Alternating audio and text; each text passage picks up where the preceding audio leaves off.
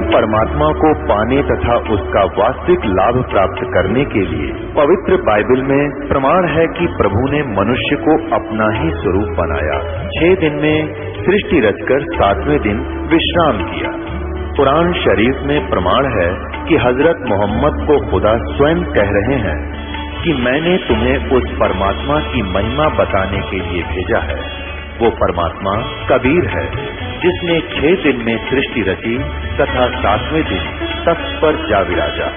उसकी खबर किसी बाखबर से पूछकर तो देखो। कृपया अवश्य सुनिए जगत गुरु तत्वदर्शी संत रामपाल जी महाराज के अमृत वचन।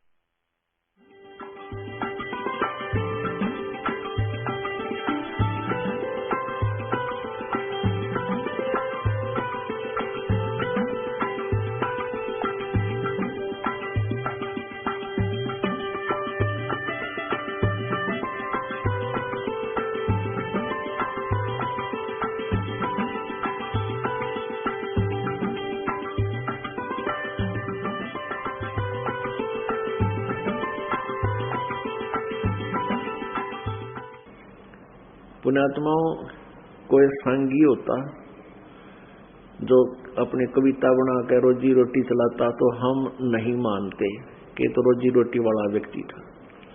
कोई भजनी होता, भजन बना करके अपना दुनिया को रिझाने के लिए ऊट पटांग बना ली, कविताएं बना ली हो, रागनी बना ली हो,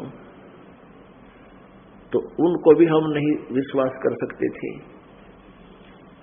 अब पूर्ण परमात्मा कबीर परमेश्वर जी आए, कपड़ा बुनकर अपना काम चलाते थे और प्रवचन करने का कोई पैसा नहीं लेते थे, नामदान का कोई पैसा नहीं लेते थे, बल्कि अपने पल्ले से जितना भी सामर्थ्य शेष बचते थे उनके पास धन, उसका भंडारा कर देते थे। तो ये भी नहीं कह सकते कि कबीर परमेश्वर ने ये गाने बजाने कुछ अपने रोजी रोटी के लिए किए हों। ये भी नहीं कह सकते गरीबदास जी के 1300-1400 एकड़ जमीन थी आज से 250-300 वर्ष पूर्व कि गरीबदास जी ने भी कोई ऐसा अपने रोजगार के लिए कोई ऐसा ही उठपटांग कथाएं बना ली होंगी। परमात्मा को देखा, परमेश्वर इनको आकर मिले, सचखंड लेकर गए, फिर वापस छोड़ा और सभी ब्रह्मांडों में परमात्मा ने उस प्यारी आत्मा को घुमाया, अपने सामर्थ्य से परिचित करा और फिर गरीबदास जी ने इस जीव की सतीथी और जो क्रियाएं ये कर रहा है उसके ऊपर बहुत अच्छा विचार दिया। क्या कहा है? ये सौदा फिरना ही संतो, यो सौदा फिरना ही। ये लोहे के साथ तावजात है ये मनुष्य जीवन, लोहे जैसा ताव जा रहा है। एक बार ये हाथ से छूट गया फिर बहुत पछताना पड़ेगा आपको। 3 लोक और भवन चतुर्दश सब जग सौदे आही, और दोगने तेगने करे चौगने। वो तो साहूकार होगा जो दोगने तेगने चौगने बना लेगा इस मूल धन से। और किन्हु मूल गवाही, और जो सत साधना नहीं करते उन्होंने अपने मूल धन का नाश कर दिया, मनुष्य जी उनको व्यर्थ कर दिया। आपका सौभाग्य है कि आपको ये मार्ग मिल रहा है। आपके ऊपर चाहे किसी कारण से भी आप यहाँ ये मान ले कोई दुखी है, सुख तो यहाँ होगा ही होगा। ये तो आप ये दृढ़ निश्चय कर लेना कि यहाँ आने के बाद आपको सुख ही सुख होगा। अब इसमें समय लगता है, कहते हैं धीरे धीरे रे मना धीरे सब कुछ हो, माली सींचे 100 गड़ा ऋतु आए फल हो। अब यहाँ जब आप आओगे सुख तो आपको होगा ही होगा। आपके लिए वो दुख वरदान बन जाएगा जो दुख आपको यहाँ लेकर आया और परमात्मा की भक्ति करवानी प्रारंभ करवा दी। परमेश्वर कबीर जी कहते हैं सुख के माथे सिला पड़ो, सुख के माथे सिला पड़ो, जो ना मर्दे से जावे और बलिहारी उस दुख के जो पल पल नाम रटावे है। कबीर परमात्मा कहते हैं इसे, हे भगवान, इसे सुख का आग लगा जो भगवान से दूर रखा है। मैं चाहे पृथ्वीपति बना देगा, चाहे मंत्री, प्रधानमंत्री, मुख्यमंत्री बना रहे, अगर सत भक्ति नहीं करता, वो बर्बाद करा अपने जीवन को, वो कति व्यर्थ कर रहा अपना जीवन। और आप जी जो भगवान की सत साधना कर रहे हो, आप तो लूट रहे हो। आप अपने मूलधन के दुगने तिगने चौगने बना रहे हो। परमात्मा क्या बताते हैं, यो दम टूटे पिंडा फूटे वो लेखा दरगाह माही, उस दरगाह में मार पड़ेगी जम पकड़ेंगे बाही। ये सांस खत्म होंगे, ये दम टूटे, ये सांस पूरे होंगे, और फिर ये तेरा शरीर पिंड नष्ट होगा, फूक दिया जा, गाड़ दिया जा, जमीन में दबा दिया जाएगा। अब ये ना सोच के तेरा पीछा छूट गया, मृत्यु होते हैं, अब तो तेरे सिर में दर्द प्रारंभ होगा। कई अनजान लोग किसी भी दुख या परेशानी से दुखी होकर सुसाइड कर लेते हैं। उनका उद्देश्य क्या होता है कि मैं सुखी हो जाऊंगा? नहीं, पहाड़ टूटेगा दुख का। फिर तक अगर सुखी भविष्य में होना है तो भी इस परमात्मा के चरणों में दुखी सुखी लगे रहना, और कुछ दिनों में देखना क्या होगा। अब क्या बताते हैं कि उस दरगाह में मार पड़ेगी, परमात्मा के उस दरबार में, धर्मराज के दरबार में, न्यायाधीश के दरबार में तेरा जूते लगेंगे और यम के दूत तेरी बांह पकड़ेंगे, ऐसे जैसे अपराधी को पुलिस वाले पकड़ लेते हैं। जो भक्तिहीन प्राणी को ऐसे घसीट कर ले जाते हैं, और जो सत भक्ति करते हैं वो परमात्मा के विमान में बैठ कर जाते हैं। कई भक्त कहते हैं, जैसे हमारे भक्त उनको सुनाते हैं, समझाते हैं कि ऐसे ऐसे तुम्हारी मृत्यु होगी, बुरा हाल होगा, आगे जीव का ऐसा दुर्गति होती है। तो कहते हैं क्या तुम नहीं मरोगे जो भक्ति कर रहे हैं? उसके लिए भगवान कहते हैं कि आए हैं सो जाएंगे राजा रंग फकीर, एक सिंहासन चढ़ कर जाएगा बंदे जा जंजीर। जान में कितना अंतर होगा। जो सत भक्ति कर रहे हैं उनकी मृत्यु नहीं होगी, ये सतकर मान लेना। और जो भक्ति नहीं करते उनकी बुरी दुर्गति होती है मृत्यु के समय। यम के दूत वहां से चल पड़ते हैं उसको लेने के लिए। उसके श्वास जब 50, 100, 200 रह जाते हैं, 1000 उसके आसपास, क्योंकि उन्होंने एक सांस भी नहीं लेने देना। आदि एक सांस बहुत कीमत है, और एक से भी गलती बन गई यम के दूत की, वहां कसूती पिटाई होती है। तो वो पहले ही पहुंच जाते हैं कि अब इसका टाइम आ लिया। तो फिर क्या करते हैं, उसकी जुबान बंद कर देते हैं और उस सारे शरीर को पैरालाइसिस कर देते हैं। अब वो पड़ा पड़ा श्वास चल रहा है, खींच खींच कर श्वास आते हैं ताकि वो आराम से गिन लें। और फिर क्या होता है कि उसको ऐसी बुरी हालत दिखाई देती है यम के दूत, और उनको जो डराते हैं वो उसी जीभ निकाल कर भयंकर रूप करके, और वो जुबान बंद हो जाती है, बोल के बता नहीं सकता कि ये न्यू आस कर है, ये आगे अंदर अंदर का है, जैसे सपने में दब जाता है इंसान। और वो जब उनकी देख के भयंकर आकृति को इतना डर जाता है, उसकी टट्टी और पेशाब निकल जाते हैं, जो भक्ति नहीं कर रखी। और फिर यम के दूत उसको लेकर के घसीटते ले जाते हैं। रास्ते में, क्योंकि ऊपर बहुत सूक्ष्म लोक हैं और वहां पर जो पुण्यकर्मी प्राणी हैं उनके बड़े सुंदर व्यवस्था होती है, खाने की पीने की खूब। तो ये स्वर्ग के साथ से निकलकर न्यायाधीश के पास ले जाते हैं, फिर वहां से इनको नरक में डाला जाता है, या जहां भी जिसकी व्यवस्था होती है उसके कर्म अनुसार वहां भेज दिया जाता है। तो रास्ते में वो भक्तिहीन प्राणी, उसको प्यास लगती है, भूख लगती है, गर्मी सताती है, नंगे पैरों ले जाते हैं, तो वहां वो कहता मुझे खाना खिला दो, या मुझे खाना खिला दो, भूख लगी है। कहने लगे नहीं, अब तो तेरी एक बार न्यायाधीश के यहाँ आपको पेश कर देते हैं, धर्मराज के, उसके बाद तेरा बक्कल उतारेंगे। ना पानी पिलाते हैं, ना खाना खिलाते हैं, बहुत बुरा हाल। फिर उसको नरक में डाल देते हैं, तो अब तू ये गंध खा ले।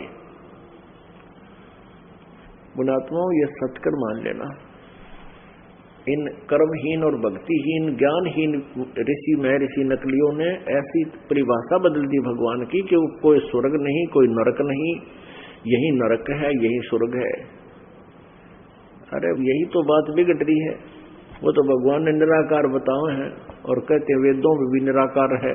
वेद तो साकार बता रहे हैं, मनुष्य सदृश बता रहे हैं उसको। तो उन झूठों की बातों पर हमने विश्वास नहीं करना। अब नए सिरे से परमात्मा की परिभाषा को हम पढ़ेंगे, महिमा को, और नए सिरे से फिर इसकी भक्ति करेंगे। हमारा मोक्ष अवश्यमेव होगा। तो क्या बताते हैं, ये दम टूटे पेंडा फूटे, हो लेखा दरगाह माही, उस दरगाह में मार पड़ेगी, जम पकड़ेंगे बाही। उस दरगाह में फिर तेरा जूते लगेंगे। अब कहते हैं आए हैं सो जाएंगे ये राजा रंग फकीर। एक तो बुरी तरह बांध कर जैसे अपराधी को ले जाते हैं ऐसे पकड़ कर ले जाएंगे, और एक के लिए विमान आवेंगे आपके लिए। आप जी की मृत्यु होगी जब आप सत भक्ति करते रहोगे आखिरी श्वास तक नियम में रहकर। आपका एकदम अचानक शरीर छूट जाएगा, आपको ये नहीं पता होगा मेरी मृत्यु हुई। आपको ऐसा लगेगा जैसे कोई कह रहा कि आजा भगत सत्संग में चलेंगे, गुरुजी आए हैं। अपन आत्माओं, जैसे जो श्रद्धालु आत्माएं होती हैं उनको अपने गुरुदेव के दर्शन की इतनी चाह रहती है, इतनी कसक रहती है, और देखते ही एकदम सतर्क हो जाते हैं। गुरुजी के दर्शनों की तरफ एकटक देखते रहते हैं। जैसे परमात्मा ने बहुत से उदाहरण दिए हैं, जो अच्छी आत्माएं होती हैं जिनकी भक्ति चल पड़ी है, उनको विशेष लगाव बन जाता है अपने गुरुदेव से। ये बस की बात नहीं। जैसे हमारी श्रद्धा काल में बनी थी, वहां ये भक्ति तपस्या कर रहा था, हम देख रहे थे, तो हम इसको, हालांकि ये दूर खड़ा था, हम अपने स्थान पर रह रहे थे, फिर भी उसके ऊपर हम इतने आसक्त हो गए, हम इसके बिना रह नहीं पाए थे। और वह कसक हमें इसके साथ यहाँ ले आई, और यहाँ हमारी दुर्गति कर दी इसने। ऐसे ही आपके जब अंतःकरण में सफाई आ जाएगी, फिर आपको गुरुजी के अंदर कोई दोष नजर नहीं आएगा। जिसमें जैसा दोष है वैसा ही दोष वो दूसरे में देखता रहता है। तो इस भक्ति से, मंत्रों से, इस ज्ञान से आपके अंतःकरण में इतनी सफाई आ जाएगी कि आपको गुरुदेव जो है, गुरुदेव जी के अंदर एक विशेष कसक बनेगी सभी को, जिनकी सत भक्ति चल पड़ेगी। और वो कसक आपको सारे संसार से उल्टा हटा लेगी। वो ऐसा नहीं कि आप घर छोड़ कर यहाँ आश्रम में आ जाओगे, नहीं, ऐसा नहीं होता। अब जैसे ये बालक फिल्म देखते हैं, जो परमात्मा से नहीं जुड़े हैं, उनके उदाहरण दे रहे हैं, और वो किसी हीरो या हीरोइन को सिलेक्ट कर लेते हैं। वो कहते हैं ये मेरा फेवरेट जो है ना हीरो है, कोई व्यक्ति लड़का कहता है। अब वो उसने कुछ लेना ना देना, उसकी एक्टिंग फिक्टिंग पे वो उस पर वैसे आसक्त हो गया। तो ऐसे ही आप जी के अंदर एक ये अवगुण है, और ये अवगुण अब गुण बन जाएगा।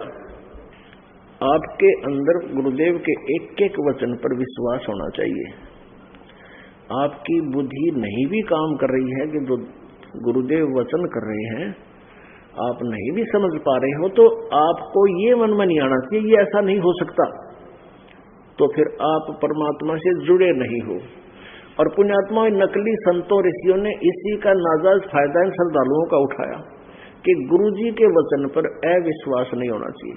लेकिन वो नकली गुरु नहीं थे, उन्होंने उस भावना का नाजायज फायदा उठा करके पूरे ग्रुप को काल के मुंह में भेज दिया, करोड़ों की संख्या में भेज रही।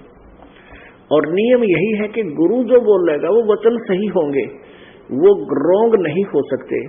लेकिन वो नकली गुरु थे, उनके नकली वचन थे, और श्रद्धालुओं ने उनको ओरिजिनल गुरु मानकर और उनके वचनों को सच मान लिया। यहां मार खा गए। और आज आपने इतने प्रमाण देखकर जो दास आपको दिखा रहा है, और जितने भी वचन बोलता है वो प्रमाण के सिवाय नहीं होते। भले ही प्रमाण कभी ना दिखा पाऊं तो ये समझ लेना चाहिए कि फाइनल है जो दास बोल रहा है।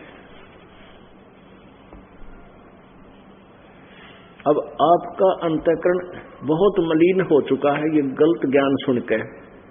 अब वो कहीं ना कहीं छींट थोड़ी बहुत रह जाती है हमारे अंदर, उस मैल की, उस अज्ञान की। इस ज्ञान के सुनने से फिर धीरे धीरे वो परत आपकी खत्म होती चली जाती है, फिर भी थोड़ी बहुत रह जाती है। तो अभी आप स्पष्ट नहीं हुआ आपका अंतःकरण, उसको स्वच्छ करो। तो गुरु जी के वचन पर आप जी को कोई ऑब्जेक्शन नहीं होना चाहिए। और यदि आप किसी दूसरे में दोष देख रहे हो, वो आपके अंदर विद्यमान है। जैसे एक चोर के घर एक राह चलता शरीफ व्यक्ति रुक गया, उसने ना पता था चोर है। अब वो व्यक्ति वहां रात्रि में विश्राम किया, सो गया, और चोर जागता रहा कि कहीं ये रात ने उठ कर चोरी ना कर ले। और वो भला भद्रपुर शाम को सोया था वो सजन, और सुबह उठा आराम से, क्योंकि उसमें वो दोष था ही कोई नहीं। अब वो चोर सारी रात जागता रहा क्योंकि उसमें वो दोष था कि कहीं चोरी ना कर ले। तो पुण्यात्माओं, हम अपने अवगुणों को जो आप हमारे अंदर है, हम अवश्य दूसरे में देखेंगे, यू ऐसे क्यों देख रहा है, यू ऐसे क्यों चल रहा है, ये वहां कैसे बैठा था। तो ये दोष आप जी में विद्यमान है। तो वो दोष जिसमें नहीं होंगे उसके अंदर ये दोष, ये विचार उत्पन्न नहीं होते। तो ऐसे ही जब आप अपने गुरुदेव के अंदर निर्दोष दृष्टि से देखने लग जाओगे, किसी भी प्रकार का आपके मन में न्यू भी नहीं आवे, कभी बहुत प्रकार के दोष है काल जो आपको दूर करने के लिए प्रयोग करता है, गुरुदेव से दूर करने के लिए, तो उन सब से आपने बचना है और एक भक्त की तरह अपने इस जीवन को सफल करना है। तो कहने का भाव ये था कि जब आपका समय पूरा होगा या आपकी भक्ति पूरी होगी, समय आपकी आयु मालिक बढ़ा सकता है यदि आपकी लगन सच्ची होगी। वैसे तो आप ये भी एक आधी घटना देख रहे हो कि कोई भक्त था, उसकी मृत्यु होगी।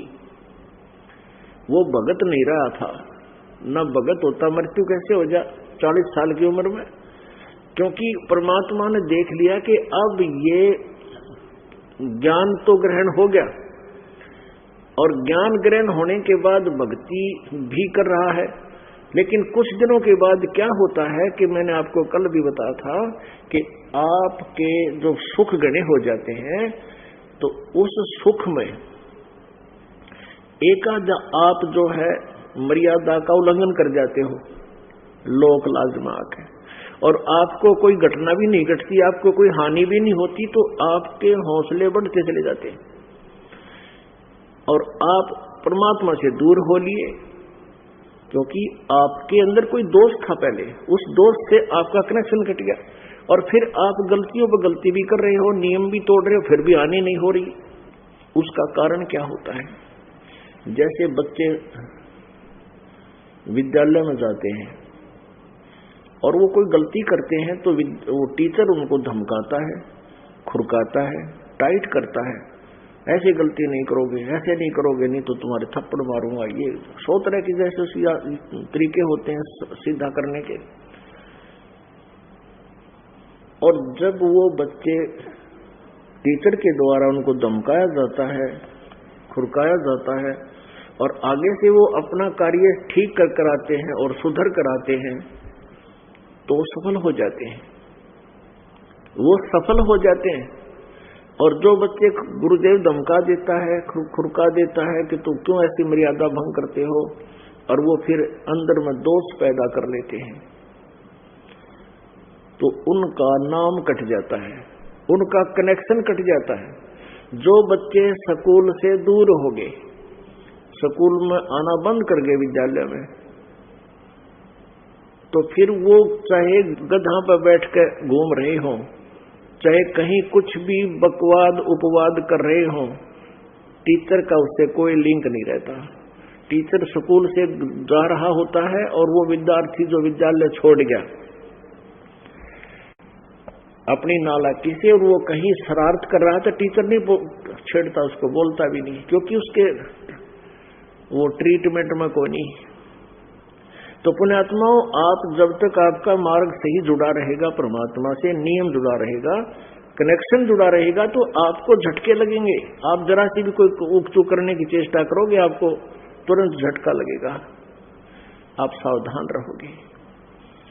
और ऐसा नहीं हो रहा है और आप गलती भी कर रहे हो, तो सोच लेना कि आपका कनेक्शन कट गया, आपका नाम कट चुका है भगवान के दरबार से। फिर आप चाहे कितनी बकवाद करियो, तो आपने उस दौरान जो पुण्य कर लिया इकट्ठा, कोई 2 वर्ष, कोई 4 वर्ष, कोई 3 वर्ष, कोई 5 वर्ष, ऐसे भी हमने देखा 3, 4, 5, 6 वर्ष यहाँ ठीक भक्ति करते रहे, फिर एक थोड़े से दोष के कारण अपना कर्म बिगाड़ गए, वो चले जाते हैं। अब वो ये कहते हैं कि हमने कोई आपत्ति नहीं आई, 3 साल हो गया, हमने नाम छोड़ दिया। अपना आत्माओं, ये सारा रहस्य जब आपका समझ में आ जाओगा, फिर ना ये बात आपके मुंह पाव है। अब जैसे आपने 2-3 वर्ष जो भी सत्साधना की, वो पुण्य आपके डिपॉजिट हो गए।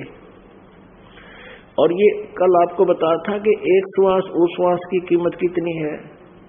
सतनाम की, सतनाम पालड़ रंगोरी हो, 14 लोग चढ़ावे राम रंगोरी हो, 3 लोग पासिंग धरे रंगोरी हो, तो ना तुला तुला राम रंगोरी। तो उन्होंने मर्यादा में रहते हुए और सच्ची श्रद्धा इस दास में और भगवान में रखते हुए जो सत साधना, सच्चे नाम, वो नाम के जाप करे, धन या दान किया, तो वो पुण्य आपके इकट्ठे हो गए, वह कमाई बन गई। अब वो कमाई आपको हो सकता है 100 वर्ष भी ना समाप्त हो, और आप कति भक्ति भी ना करियो चाहे, और चाहे वो मंत्र जाप भी करते रहियो जो दास ने दे रखे, उन मंत्रों का फिर आपको कोई लाभ नहीं मिलेगा, क्योंकि आप का कनेक्शन कट चुका है। और आप ये सोच रहे हैं मैं गुरुजी के दर्शन करने भी नहीं जाता, सत्संग में भी नहीं जाता है, और ना कोई दान धर्म कर रहा हूं, मेरे ठाठ हो रहे हैं। वो तो पिछला स्टॉक है आपका, और जिस दिन वो स्टॉक खत्म होगा फिर दिखाओगे तेरी दुर्गति हुई। ऐसे देखे हमने जो 4-4 वर्ष नाम छोड़ गए थे, 4 वर्ष बाद आए और उनकी वह दुर्गति हो रही, फिर दोबारा नाम लिया, और 2-3 वर्ष तक उन पर कोई आपत्ति नहीं आई। तो पुण्यात्मा, इन सारे पॉइंटों को समझ गए, इन सब केंद्र बिंदुओं पर आपने बार बार विचार करते रहना होगा। इसलिए सत्संग में बुलाया जाता है, आपको ये याद दिलाई जाती है। तो जब आप यहां से शरीर छोड़ोगे तो आपको एक आवाज आएगी आपके जाने पहचाने चेहरे की, और वो कहेगा कि गुरुजी आ गए। आप एकदम शरीर में से निकलकर बाहर आओगे। कहाँ है गुरुजी? को रहे आपको इस दास के रूप में परमेश्वर खड़े दिखाई देंगे, और फिर जैसे सोपन होता है ऐसा बन जाता है। कहाँ जा रहे हो? कि सत्संग है, गुरुजी जा रहे हैं, आजा चलना है। कि हाँ चलेंगे भाई। और बैठ के गाड़ी में और सतलोक को रवाना। सतलोक में जाकर देखेंगे वहां तो कई दिन बाद से याद आओगे हम मर गए, कई दिन बाद से याद दिवाओगे कि देख वहां था तू उस गंध में, अब यहाँ कहाँ आ गए? सतलोक में आ गए वापा। तो पुण्यात्माओं, परमात्मा की जो लीला है, परमात्मा जो हमें लाभ दे सकेगा, उसके ये फार्मूले हैं। अब जैसे यहाँ हम देखते हैं कई सेवा में पेट भर उनको उठा के लाना पड़ेगा, आज दर्शन हो है गुरु जी, और वो पाछे तो आओगे आंख मसल से, क्यों अंधे खा के दड़ी पक्का सो जाए, उन्हें भगवान से के लेना देना। तो ये ऐसे व्यक्ति फिर यहीं रह जाएंगे, बेशक वो भगत दिखाई दें, जहाँ नाम भी ले रहे हैं और जाते हैं सत्संग में टाइम पास करने, ऐसा कोई लाभ नहीं। तो क्या बताते हैं, आए हैं सो जावेंगे राजा रंक फकीरे, एक सिंहासन चढ़ चले एक बंधे जात जंजीरे।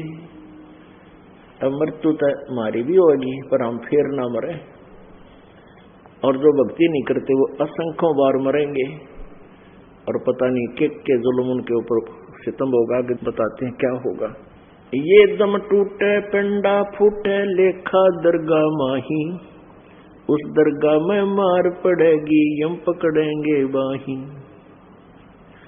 वादन की मोय डरनी लागे लजार अकनाही, नर नारायण देहे पाक तू फेर 84 जाही। नर नारायण, अब ये जो शरीर है, कहते हैं परमात्मा ने आपको अपने जैसा रूप दिया, और ये नर नारायण देही पाके है।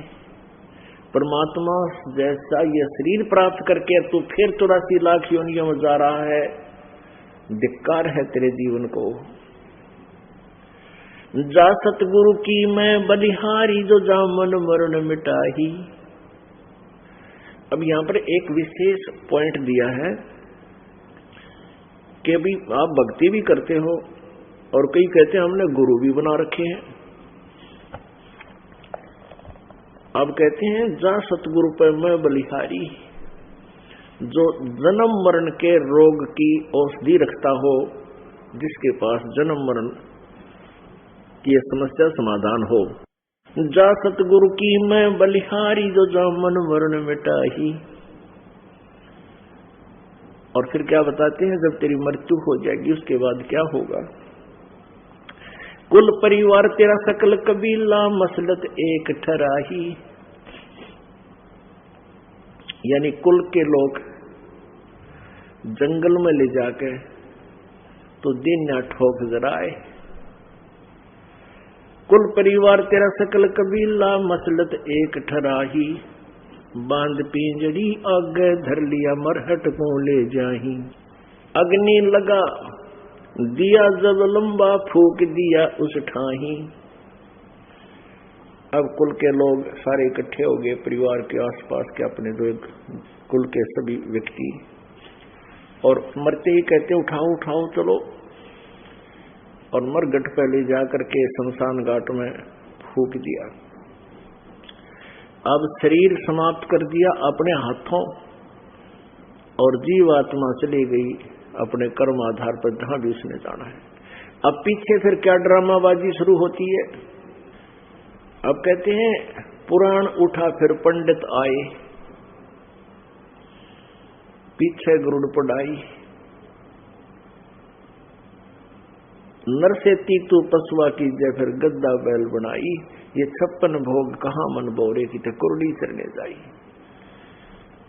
अब क्या करते हैं, वैसे विशेषकर ये शहरी लोग या ब्राह्मण लोग या अन्य कुछ लोग क्या किया करते थे, हमने तो अपने परिवार कुल में कितने देखे नहीं है गरुड़ का पाठ कराते, लेकिन कुछ एक व्यक्ति अवश्य कराते थे, और पहले ज्यादा कराते होंगे। तो क्या करते हैं कि मरने वाला मर गया, फिर पंडित जी जो उनका कुल गुरु होता है वो आता है, वो कुलगुरु आता है और 7 दिन तक गरुड़ पुराण का पाठ करता है। गरुड़ पुराण के अंदर बहुत ही मार्मिक ज्ञान दिया हुआ है कि जो व्यक्ति ऐसे कर्म करता है उसके साथ ऐसा होता है, जो ऐसे कर्म करता है उसका हाथ कटता है, जो ऐसे कर्म करता है उसकी वो अंधा होता है, जो ऐसे पाप करता है उसका पुत्र मरता है, जो ऐसा करता है उसको आगे नरक में इतना दुखी किया जाता है। जब शरीर छोड़कर जाता है जो भक्तिहीन प्राणी, फिर आगे ऐसे ऐसे कष्ट उसके ऊपर होते। तो परमात्मा कहते हैं कि मरने के बाद तो तुम गरुड़ पुराण पढ़ाओ उसके उपलक्ष्य में। वो गरुड़ पुराण तो उसको पहले पढ़ाना चाहिए था जिंदगी, ताकि वो इन बातों को समझता और बुराई से बचता, पाप ना करता, शुभ कर्म करता, डर के चलता। और अब वो जा चुका है सारे कर्म फोड़ के, अब तुम गरुड़ पुराण का पाठ करवाने लग रहे हो। वो कितना गधा बन के बोरे ढोन लग जाएगा, वो जा चुका है और तुम गरुड़ पुराण का पाठ कर रहे हो। क्या बताते हैं? अग्नि लगा दिया जद लंबा फूक दिया उस ठाही, प्राण उठा फिर पंडित आए पीछे गरुड़ पढ़ाई। नर से तू पशुआ की जय गद्धा बैल बढ़ाई, ये 56 भोग कहाँ मन बोरे है कित कुरड़ी चरने जाई। ओहो पुणात्माओं, वही बात है कि आप जी इतना ज्ञान सुनते हो और कुछ ही देर के बाद फिर वैसा ही हो जाता है स्वभाव। ये आपका दोष नहीं, यहाँ की व्यवस्था ये काल की हुई है। जैसे कितना ही गहरा पानी हो और स्वच्छ जल हो, उस पर भी काई आ जाती है, उसको हिलाते हैं तो स्वच्छ जल प्राप्त रहता है, हिलाना बंद करते ही वो फिर उसको ढक लेती है। ऐसे ही अब ये सत्संग के माध्यम से आपके ऊपर वो तीनों गुणों का जो दबाव है वो हिलाकर हटाया गया है, और जो गहरा जल ज्यादा होता है उस पर काई कम होती है, और जो गहरा कम होता है वो तुरंत नीचे से लेकर ऊपर तक एक हो जाता है, उस पर कोई असर नहीं होता इन वचनों का। तो उसके लिए क्या समाधान है कि उसके लिए फिर उसमें जल ज्यादा होना चाहिए। वो जल अधिक कैसे होगा उसकी तरीका बता रखा है कि यहाँ ये सामन सा वर्ष है परमात्मा की वाणी का, ये झड़ लगता है। यहाँ पर जो अत्यधिक सत्संग सुनेंगे उनके अंदर वो जल बढ़ता चला जाएगा, फिर उनकी भी कुछ दिनों में यही स्थिति हो जाएगी। जल अधिक हो जाएगा यानी भक्ति कर्म अधिक हो जाएंगे, शुभ संस्कार बढ़ जाएंगे, तो फिर ये सत्संग के वचनों का बहुत देर तक प्रभाव बना रहा करेगा। तो आप ये ज्ञान सुनते हो, अब तो आपके हृदय में एक विशेष कसक हो रही है क्योंकि आप पुण्यात्मा है। लेकिन जिसके संस्कार अभी कम है, शुभ संस्कार इतने नहीं बने हैं, उनको 10 मिनट के बाद सत्संग के उसी टाइम वही विचार वही भाव, नो ले तनमरा गद्दा क्यों दाब लिया है, अड़ क्यों बैठा है, नो ले जाए बालक ने, ये गंध फिर अंदर से उगजन लग जाएगा। और कुछ दिनों के बाद आपके अंदर इतनी शीलता आवेगी, ये बातें याद ना रह के आपको अपनी चिंता सताने लग जाएगी। और जब आदमी भगवान से डरने वाला होगा फिर वो इस तरह की बकवाद नहीं करता, मेरे गद्दे पे क्यों बैठ गया, कि बिजली पड़ गई पाट गया तो भगत तो है। तो हम वही गंध लिए फिरते हैं, लेकिन यहाँ आने से, सत्संग सुनने से, भक्ति के बढ़ जाने से, ज्ञान का अत्यधिक समा जाने से, भक्ति की ज्यादा कमाई हो जाने से ये बकवाद अपने आप हट जाएंगी। और तरीका है कौन, यहाँ आओगे तो ये बातें आपको सहारा बहुत देंगी, परमात्मा के वचन है। तो ये क्या बताते हैं, आपके हृदय में कचौटी हो जानी चाहिए, जैसे टेंशन हो जाकर इंसान को के बनेगी है भगवान, ऐसा जुल्म होगा।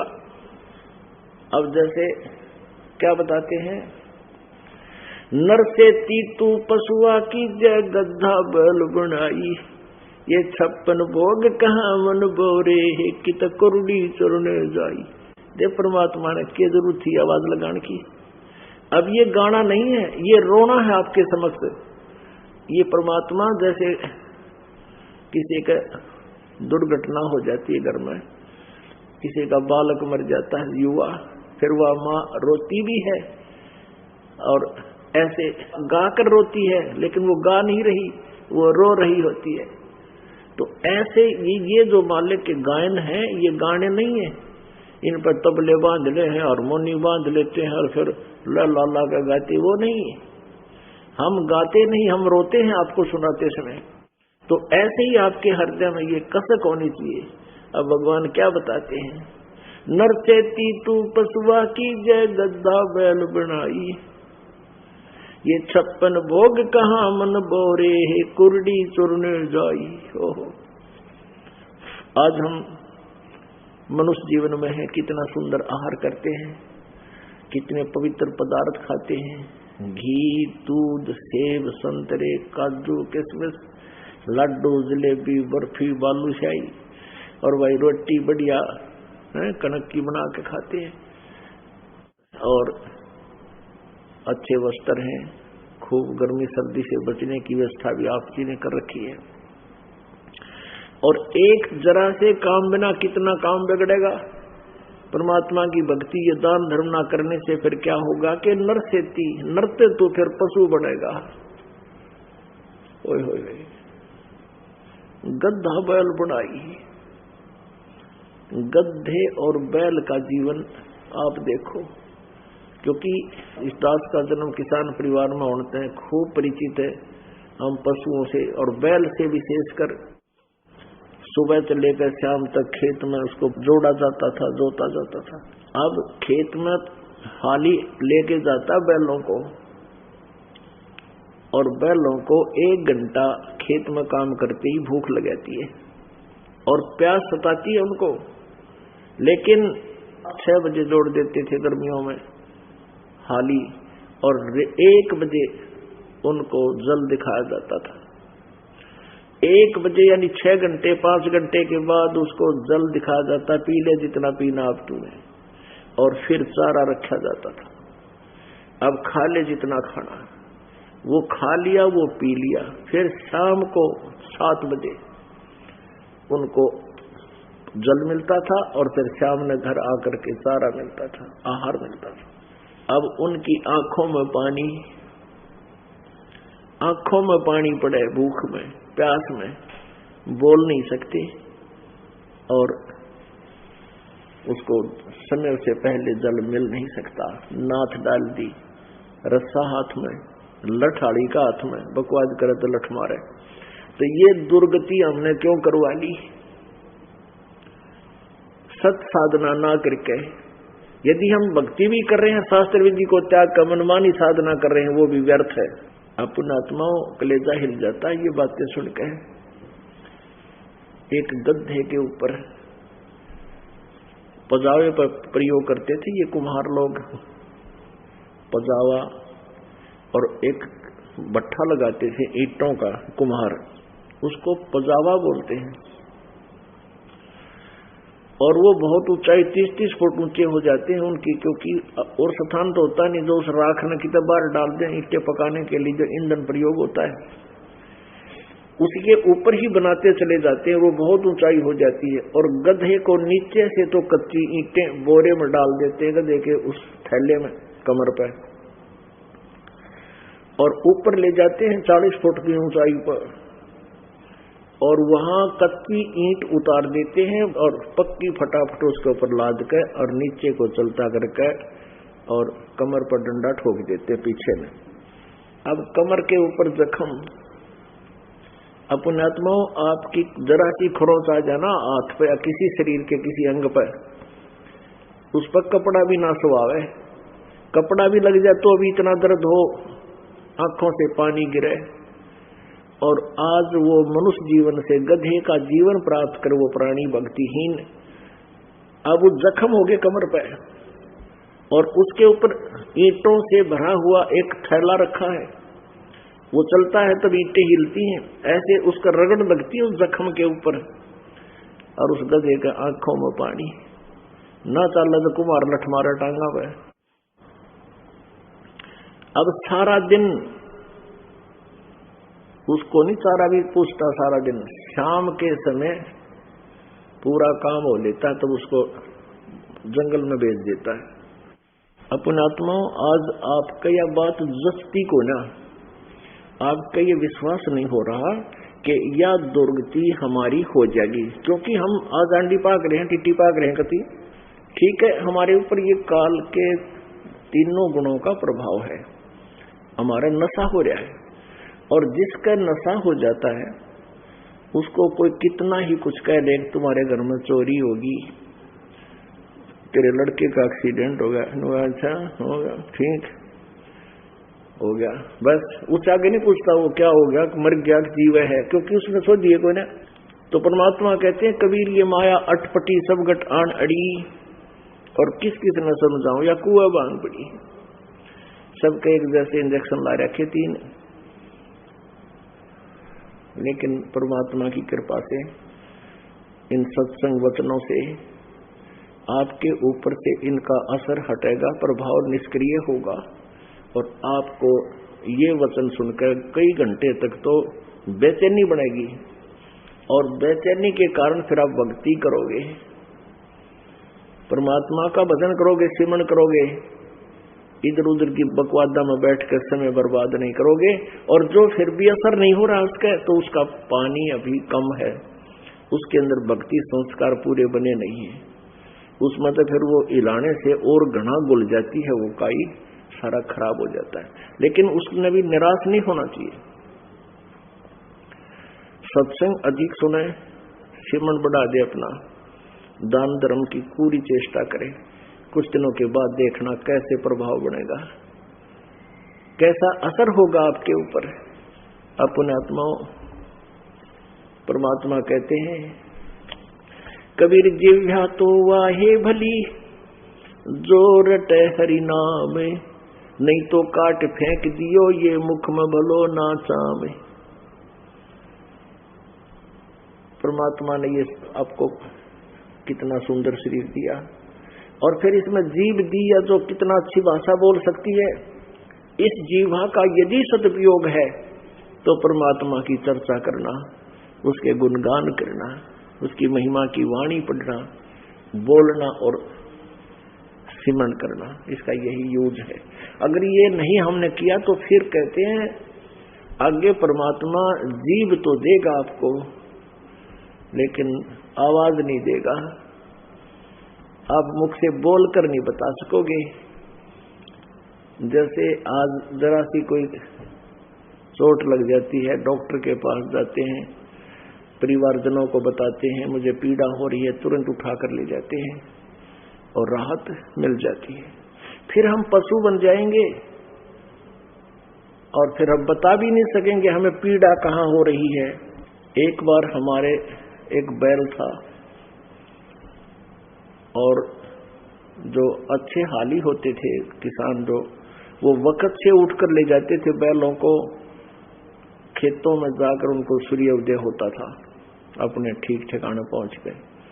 ऐसे ही सुबह हाली बैल लेकर गया, उसके रास्ते में कितने कोई एक कील चल गई पैर में, पिछले खुरा में, और वो अंधेरे में दिखी को ना, उसका कैप थी को नहीं, वह कील इतनी लंबी कील होती है, इतना चौबा सा, उसके ऊपर की टोपी थी वह कटी हुई थी, और किसी नालायक ने वह रिजेक्ट होने के कारण गली में फेंक दी, और वो बैल के पैर में पूरी घुस गई। खुरों के बीच में एक नरम सी जगह होती है, और बैल जब शीघ्र चल रहा था, वो अच्छी स्पीड से चला करता, वो बैल अच्छा था, तो जल्दी चलकर उसके पैर में घुस गई, और वो पैर से लंग करने लग गया।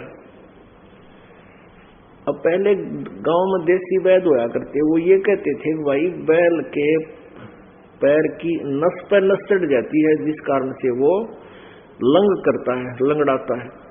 तो उसका एक यही ट्रीटमेंट था कि उसने खड़ा नहीं रहने दे, उसको खेतों में चलते रहने से उसके अपने आप नस ठीक हो जाती है, और ऐसा हो जाता था।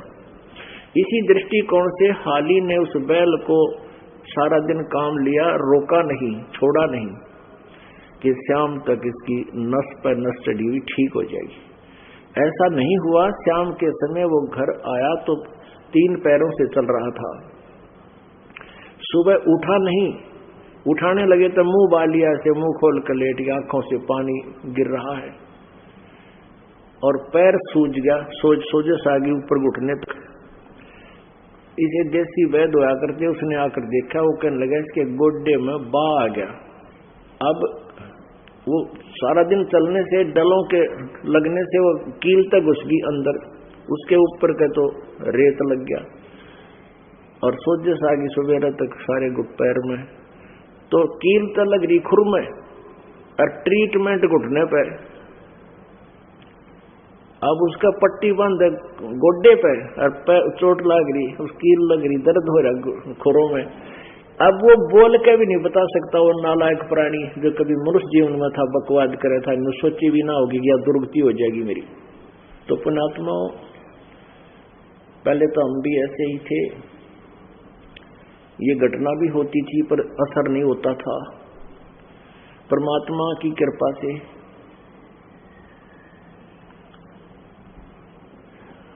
अब ये हृदय में दर्द बनता है इन बातों का। हमारे ऊपर जो नशा था उस काल के अज्ञान का, तीनों गुणों का, वो कम हो गया और ये बातें अब नींद नहीं आने देती। काफी देर तक जब वो घटना याद आ जाती है और फिर इन बातों को याद करने से सिमरन घना होता है, अन्य बकवादों से उल्टा हटता है। चोरी, ठगी, बकवाद, रिश्वतखोरी, इससे आदमी का अपने आप हाथ सिकुड़ जाता है। लेकिन ये असर थोड़ी देर रहता है।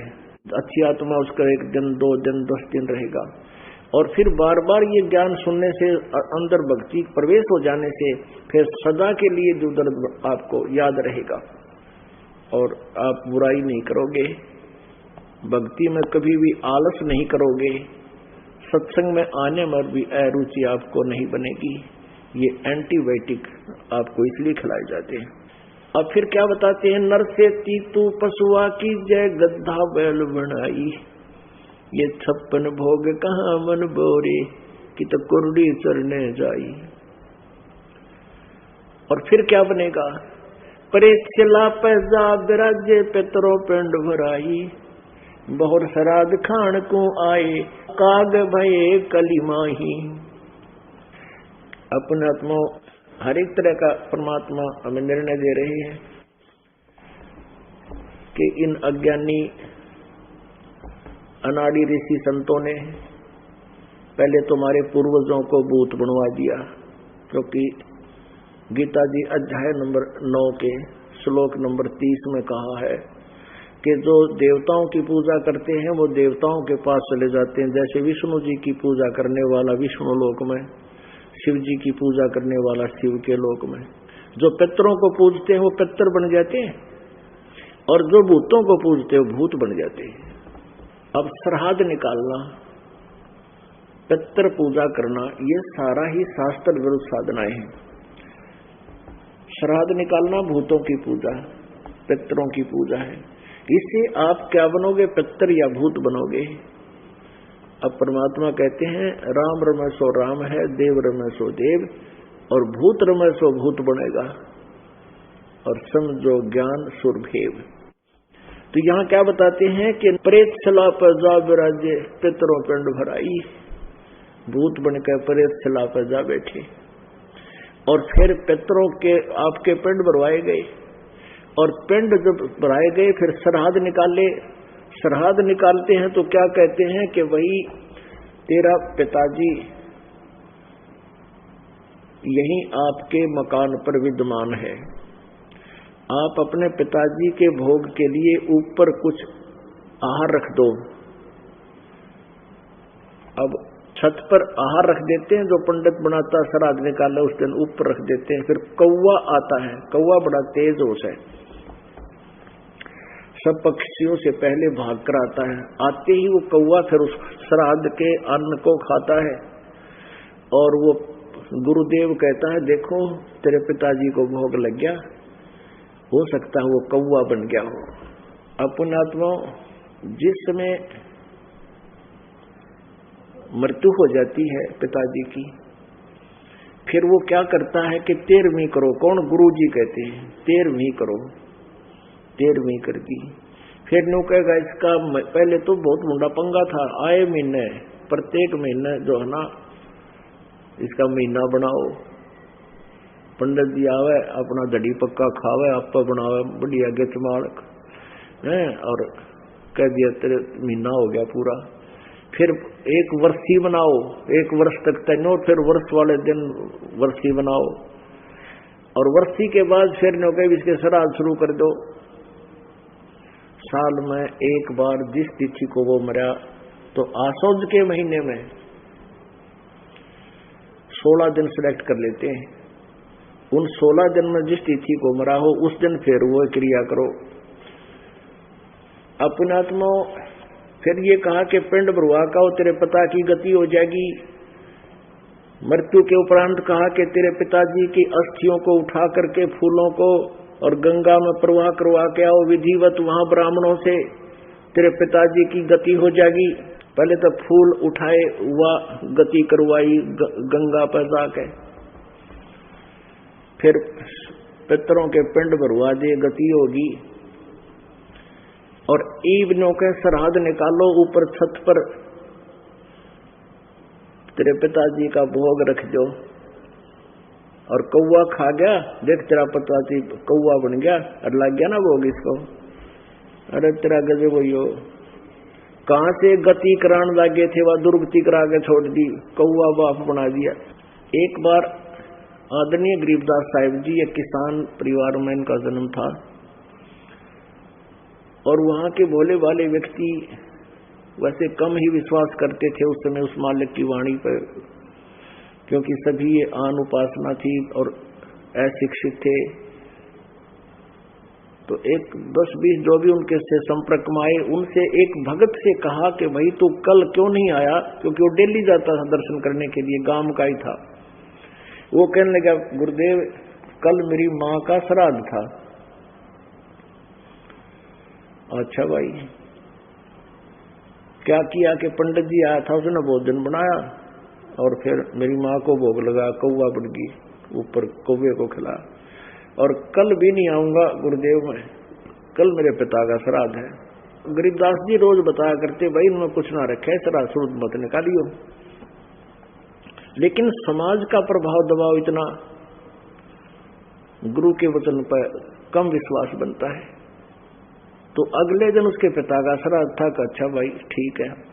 गरीबदास जी कहने लगे भी एक काम करना, कल जब तेरे पिताजी को भोग लगा दे वो पंडित, श्राद्ध निकाल ले, फिर ऐसा करना कि 2 व्यक्तियों का खाना तू ले आना फिर।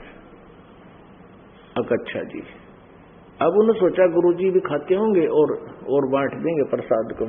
अब उन्हें माता जी का तो पहले दिन हो लिया, पिताजी का अगले दिन करना था। उसने जो पंडित जी ने सारी क्रिया कर ली और छत पर कौवे को भोग लगा दिया पिताजी को, फिर 2 व्यक्तियों का खाना लेकर वो व्यक्ति गुरुदेव के पास आ, गरीबदास जी के पास छुड़ानी, वहीं का था उसी गांव। कहने लगे लो गुरुदेव आपने 2 व्यक्तियों का भोजन मंगाया था। कहने लगे गरीबदास जी कि मेरे साथ चल।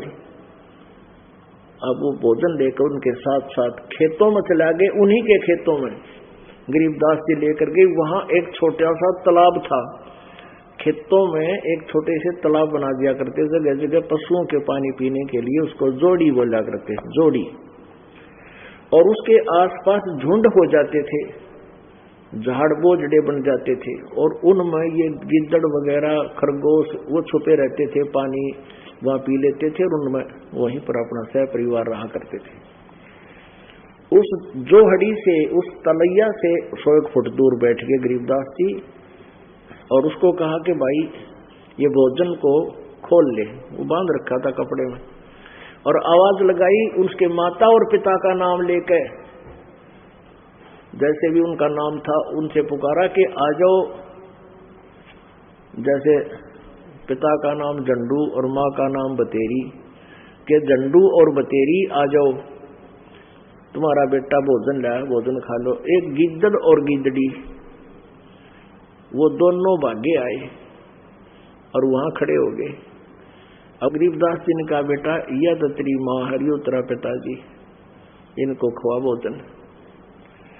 वो भोजन धर दिया, वो खा गए 1 मिनट में। वो लीला थी मालिक की। अब उसको समझाया, उसका तो समझ में आ गई ये है तेरे माता पिता, अब कब तक के खिलाओगा इनको तू यहाँ पर, ये इनको छोड़ अपने कर्मों के रहम पर, और तू और फिर ये गिद्दड़ गिद्दड़ी बनेगा ये क्रिया करता रहा तो उस व्यक्ति की एकदम वो श्रद्धा बन गई कि हे भगवान हम तो सचमुच गलती कर रहे हैं। पंडित जी तो कहता तेरे माता पिता छक गए, ये तो भूखे पड़े भाई, अब क्या बताते हैं, रे भोली सी दुनिया सतगुरु बिन कैसे सरिया, रे भोली सी दुनिया सतगुरु बिन कैसे सरिया। अपने लला के बाल उतरवावे देख के चीना लग जइया, अपने लला के बाल उतरवावे देख के चीना लग जइया। एक बकरी का बच्चा लेके उसका गला कटैया, रे भोली सी दुनिया सतगुरु बिन कैसे सरिया, रे भोली सी दुनिया सतगुरु बिन कैसे सरिया। अब पहले तो बहुत बुरा हाल था, अब इतना करने लग गया कि जैसे एक गुड़गांव में वाड़ी पे जाते थे बाल उतरवाने के लिए, नवजात शिशु लिबेटा होता है बेटी, और वहां जाते थे, पहले प्रथम बाल वहां चढ़ा का करते दुर्गा माता के, गुड़गांव वाली माता के। और वहां क्या करती, बुढ़िया ले जाती अपनी पुत्र वधू ने और उस पोते ने, छोटे से ने, और जाकर वहां कहती, नाई होते थे वहां पर बाल काटने वाले, और उस नाई को कहती, ले रे नाई के बाल काट दे, माता का चढ़ाऊंगी। अब वो करता कहती, कच कच कच दूर पहनता, पहले इतनी लंबी लंबी आरती, पहले तो कहती जोर डालेगी।